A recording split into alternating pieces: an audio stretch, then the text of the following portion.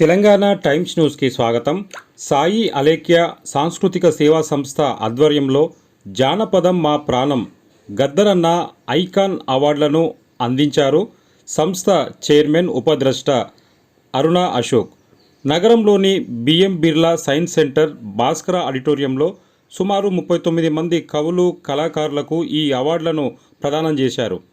తెలంగాణ భాషా సాంస్కృతిక శాఖ సౌజన్యంతో శ్రీమతి అరుణ ఉపద్రష్ట నిర్వహణలో జానపదం మా ప్రాణపదం తెలంగాణ రాష్ట్ర స్థాయిలో పెద్ద ఎత్తున కవులు కళాకారులకు, తెలంగాణ ఉద్యమంలో పాల్గొన్నటువంటి ఉద్యమకారులకు, కవులకు, కళాకారులకు 39 మందిని ఎంపిక చేసి ఈ అవార్డులను అందజేశారు.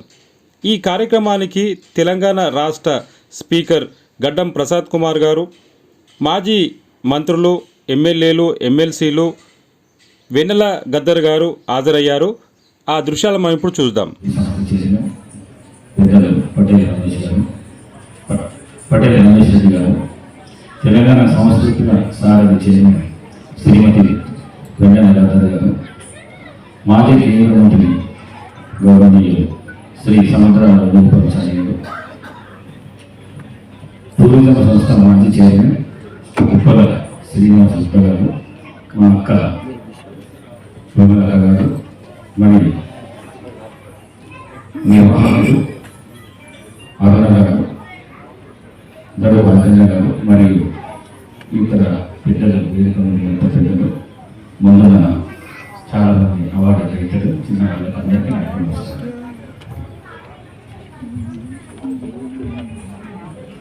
గద్దర్ అవార్డు ప్రధాన సందర్భంగా వివిధ రంగాల్లో నిష్ణాతులైన అవార్డు గ్రహీతలకు నా శుభాకాంక్షలు. ఈ కార్యక్రమంలో నిర్వాహకులకు నా అభినందనలు.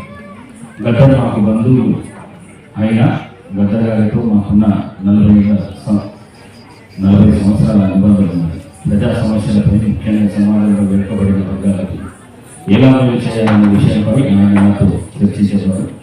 ఎప్పుడు పేదల కోసం తపన పడేవారు. గద్దర్ గారు రాజకీయ నాయకులు కాకపోవచ్చు, కానీ సామాజిక సేవలు. గద్దర్ గారు అనేది ఒక పేరు కాదు, కేవలం సమాజంలో జరుగుతున్న అన్యాయంపై పాటలకుండా తెలియబడ్డారు.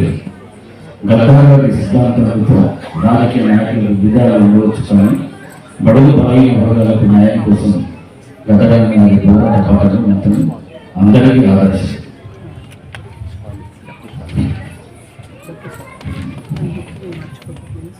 దురదనాన్ని ఎదిరించి గజ్జ కట్టి పాట పాడిన తెలంగాణ ఉద్యమానికి మద్దతుగా ఊరుగా తిరుగుతూ ప్రజలను చైతన్యవంతం చేసిన అది సమాజాన్ని మేల్కొల్పే ఉత్తమమే. సమాజంలో జరుగుతున్న అన్యాయాలకు తన పాట ద్వారా ప్రజలకు వినిపించిన గద్దర్ గారు గొప్ప గాయకుడు. ప్రజాప్రభుత్వం వచ్చాక గద్దర్ గారికి కళాకారుడిగా తెలంగాణ